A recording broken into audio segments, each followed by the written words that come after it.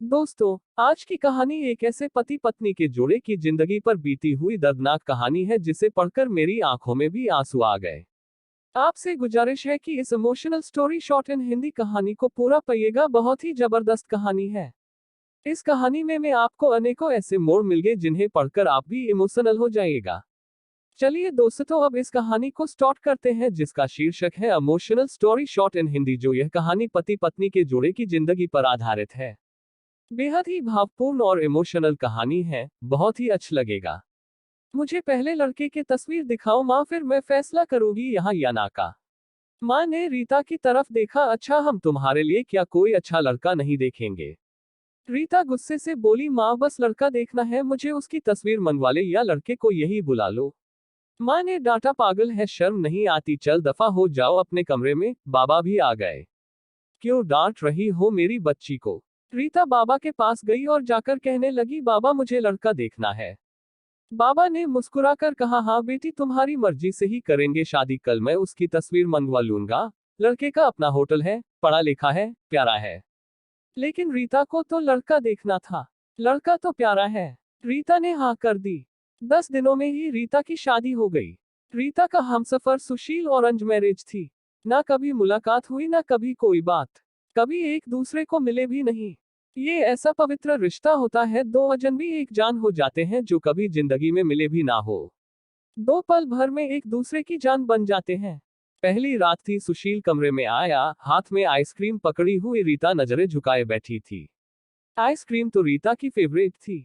सुशील को नमस्ते की। सुशील पास बैठ गया। सुशील थोड़ा सा शर्माता भी था। आइसक्रीम खाते हुए बोला, जीत ने पैसे शादी पर खर्च किए इतने की काश मैं आइसक्रीम खा लेता। रीता का घूंघट उठाकर बोला, आप खाओगी? पहले तो रीता ने शर्माते हुए मना कर दिया, फिर सुशील ने प्यार से कहा, खाली प्यार बढ़ेगा। रीता को आइसक्रीम दी और खुद भी खाने लगा। रीता सारी आइसक्रीम खा गई। इमोशनल स्टोरी शॉर्ट इन हिंदी। सुशील ने जब पूछा, आइसक्रीम पूरी खत्म कर दी? रीता मुस्कुराने लगी, वो तो मैं खा गई। सुशील भी मुस्कुराने लगा, बहुत कंजूस हो आप, पहले कहती नहीं खाती और अब देखो सारी की सारी खा गई हो। यह आइसक्रीम 50-50 की थी। रीता सुशील को पहली ही रात इतना तो समझ गई थी कि सुशील दिल का बहुत अच्छा है। रात भर मोहब्बत भरी बातें होती रही। जिंदगी अपनी असल मंजिल की तरफ मुड़ गई थी। वक्त गुजरने लगा। रीता के भाई की शादी थी। रीता 4 महीने की प्रेग्नेंट भी थी। रीता ने सुशील से कहा, मुझे भाई की शादी में जाना है।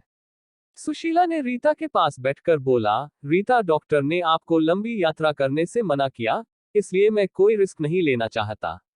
मैं नहीं इजाजत दे सकता शादी में जाने की।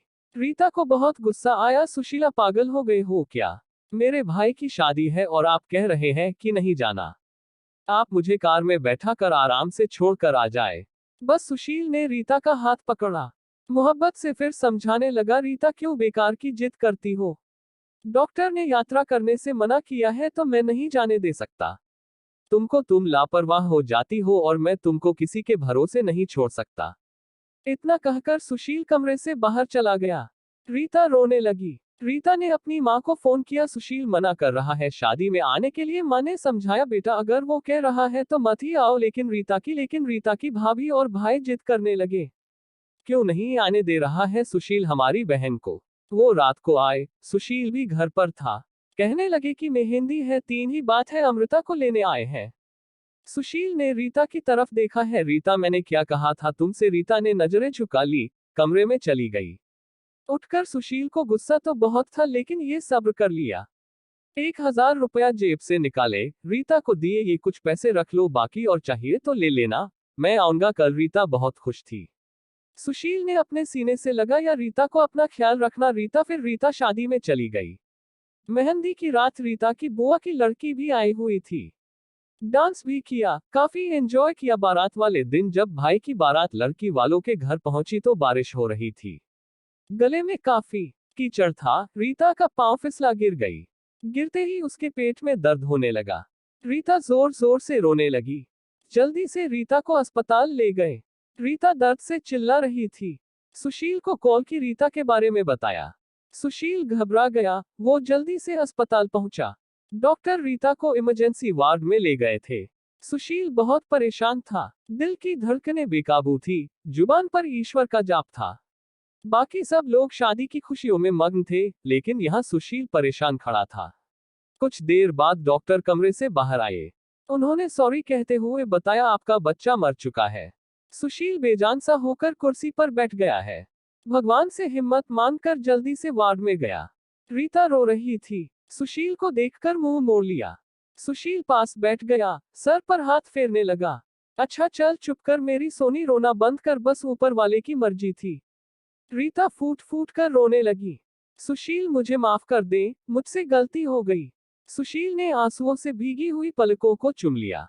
अरे बस बस मेरी जान, रोते नहीं है, बस ऊपर वाले की मर्जी थी, चुप हो जाऊं। रीता खुद को गुनहगार समझ रही थी, अपने बच्चे और सुशील का सुशील समझने लगा। रीता का सर अपनी गोद में रख लिया। चुप हो जाए मेरी सोनी, सोनी रो मत, अब देख मैं तेरे पास हूं। रीता को लेकर घर चला गया। शादी खत्म हुई, सब घर आ गई। रीता का हाल पूछने रीता खुद पर इल्जाम दे रही थी। मुझे रोका था सुशील ने मां, लेकिन मैं जिद करती रही, शादी में जाना है। अगर मैंने इनकी बात मान ली होती तो आज शायद मैं अपना बच्चा ना खोती। सुशील समझ रहा था रीता दिल ही दिल में खुद को कसूरवार ठहरा रही है। इसलिए सुशील प्यार से समझाता रहा रीता को, अरे पागल है, खुद को परेशान न कर, ऊपर वाले की मर्जी थी ना, ऊपर वाले ने जहां तो हमें फिर से औलाद जरूर देगा। रीता सुशील की आंखों में देख रही थी। सुशील आप इतने अच्छे हैं, मुझे डांटा नहीं है, आपने कुछ कहा नहीं। सुशील ने लंबी सांस ली। मुस्कुरा कर बोला, जब तुमने मेरी बात मानी ही नहीं थी तो रीता अब कुछ कहने का क्या फायदा। रीता समझ रही थी सुशील का खामोश गुस्सा। 1 साल बाद फिर ऊपर वाले ने उनको बेटा दे दिया। सब बहुत खुश थे। सुशील बाहों में उठाकर झूमने लगा। अपने बेटे को रीता बेड पर लेटी सुशील की आंखों में बेटे की मोहब्बत में निकलते आंसू देख रही थी। जिंदगी में अच्छे दिन आते हैं, लेकिन अक्लमंद वही होता है जो खुद को हालात में ढाल लेता है। सुशील के 2 भाई जो सुशील से अमीर थे, उन दोनों भाइयों का अपना अच्छा खासा बिजनेस था, लेकिन सुशील का छोटा सा होटल था जिससे बस गुजारा हो रहा था। रीता ने जिद की, सुशील बच्चे को गर्मी लगती है, इसलिए यह बहुत रोता है, मुझे कमरे में एसी लगवा कर दें। सुशील ने सिर पर हाथ रखा। अरे रीता पागल हो गई हो क्या, मेरे पास नहीं है इतने पैसे एसी के लिए। रीता ने जिद की, मुझे ऐसी चाहिए बस कमरे में। सुशील अपने बेटे को सीने पर लेटाकर खेल रहा था उसके साथ। रीता बस एसी लगवाने की जिद किए बैठी थी। सुशील ने रीता का हाथ पकड़ा, अपने करीबी किया। रीता पता नहीं क्यों इतनी चिंदी हो तुम, लगवा दूंगा एक, ये लो सो गया है मेरा राजकुमार, इसको लेटा दो। Best emotional story shot in Hindi. Emotional story shot in Hindi. 2 साल बाद ऊपर वाले ने एक बेटी भी दी, वे दोनों बहुत खुश थे। हर अच्छी बुरी ख्वाहिश पूरी करता था सुशील, लेकिन फिर भी छोटी छोटी बातों पर उनमें झगड़ा रहता ही था। बेटा 4 साल का हो गया था, बेटी छोटी थी। सुशील का होटल का काम अच्छा नहीं चल रहा था। सुशील कुछ परेशान था। घर आया, देखा बेटे ने उसका लैपटॉप तोड़ दिया था। प्रीति मोबाइल पर लगी हुई थी। सुशील ने देखा लैपटॉप टूटा हुआ पड़ा है। सुशील चिल्लाकर बोला, रीता ये क्या है। रीता ने देखा, ये आपके लाडले ने तोड़ा है। सुशील गुस्से में पहले ही था। रीता को गाली देकर बोला, तुम्हारा दिमाग काम नहीं करता, इसमें मेरा सारा डेटा था, तुम पागल हो क्या, जाओ खाना लेकर आओ, उठ जाओ। रीता गुस्से में गोली, सुशील मैं नौकरानी नहीं हूँ, सारा दिन बच्चों को संभालूं और फिर तुम मुझे गाली दो। सारा दिन इतना काम करो और कदर इतनी सी है, गाली दे रहे हो। रीता खाना लेकर आई, बैंगन बने हुए थे। सुशीला ने बैंगन देखे, चिल्ला कर बोला, तुम्हारा दिमाग खराब है, तुमको कितनी बार समझाया है मैं बैंगन नहीं खाता। सुशील ने खाना उठाकर फेंक दिया, उठकर बाहर चला गया। इतने में बेटे ने कांच का गिलास तोड़ दिया, जो हाथ पर लग गया। काफी खून बहने लगा था। हाथ से रीता ने बेटे को 1-2 थप्पड़ लगा दिए। बहुत तंग आ गई हूं मैं, तुम बाप बेटे से बेटे को उठाकर कमरे में ले गई, रो रही थी। साथ ही उसे मैं बोल रही थी, 5 साल हो गए इस इंसान के साथ, बड़ी कदर ही नहीं है। बेटे के जख्म पर मरहम लगाने लगी। इतने में बेटी भूख से रोने लगी, बेटी को गोद में उठाया। इस इंसान की ऐसी हरकतें रही तो गुजारा मुश्किल हो जाएगा। रात भर सुशील गायब रहा, रीता ने भी फोन करके ना पूछा। रीता ने अपनी माँ को बताया, सुशील आजकल ना खर्चा दे रहा है, ना अच्छे से बात करता है, गालियां देता है। माँ ने कहा, अच्छा हम करते हैं बात उससे। सुशील को महसूस हुआ उसने अच्छा नहीं किया रीता के साथ। आज घर जाकर रीता को सॉरी करूंगा। घर आया, देखा घर में रीता के माँ बाप चाचा सब आकर बैठे हुए थे। सुशील ने रीता की तरफ देखा। रीता खामोश रही, नमस्ते किया। उसके बाद बात तो शुरू हो गई।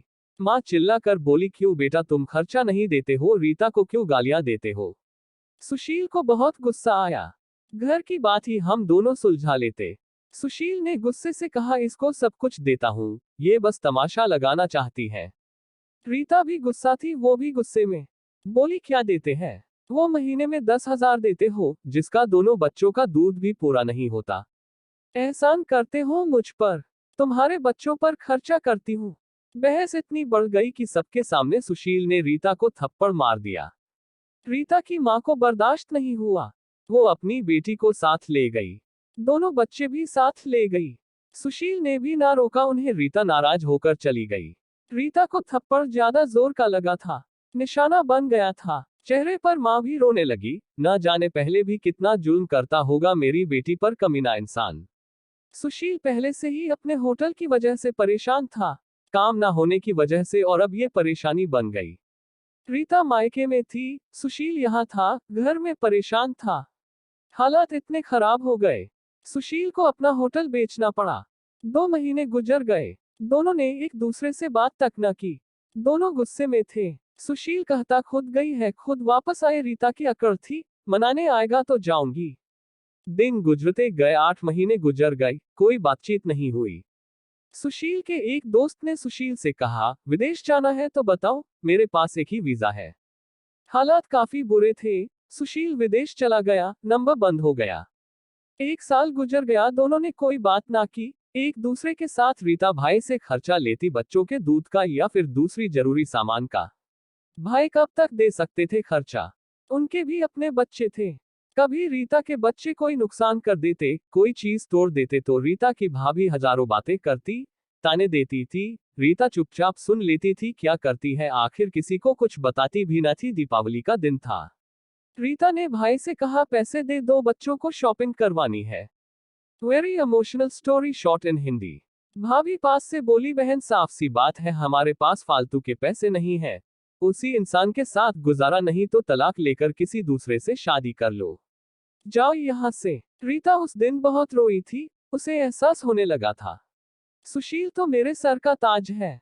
सुशील दुबई में बच्चों को याद कर बहुत रोता था। रीता पागल, बात कुछ थी नहीं और तूने यह क्या कर दिया।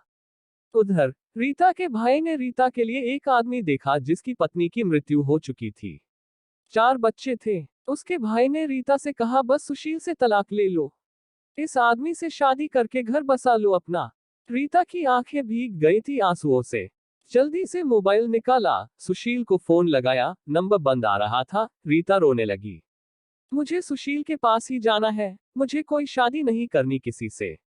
उधर सुशील का भी दिल तड़पा। उसने सोचा, मेरी रीता तो मासूम सी है, थोड़े से गुस्से पर नाराज हो जाती है ना, खुद ही माफी मांग लूंगा अपनी जान से।